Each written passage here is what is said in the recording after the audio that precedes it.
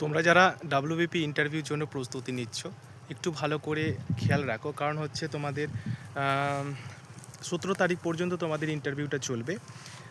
এই ইন্টারভিউয়ে 3টে কোশ্চেন মোটামুটি তোমরা যদি দেখে রাখো তাহলে কিন্তু অবশ্যই এখান থেকে কমন পেয়ে যাবে। নাম্বার 1 কোশ্চেন হচ্ছে যে তুমি কেন পুলিশ হতে চাও।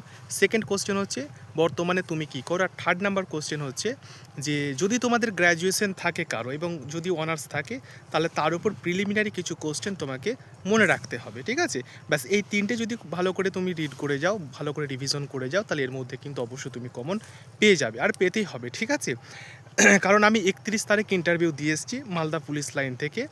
9টার শিফটে ছিল এবং 9টার শিফটে বুঝতে পারছো এবং সবাই জেনে গেছো কতক্ষণ লাগে না লাগে।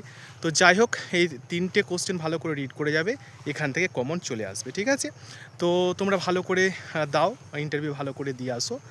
আর আমরা অবশ্যই ফাইনাল লিস্টের জন্য অপেক্ষা করছি এবং ফাইনাল লিস্টটা আমি আশা করব সকলেরই ভালো হবে এবং ভালো যাবে, ঠিক আছে?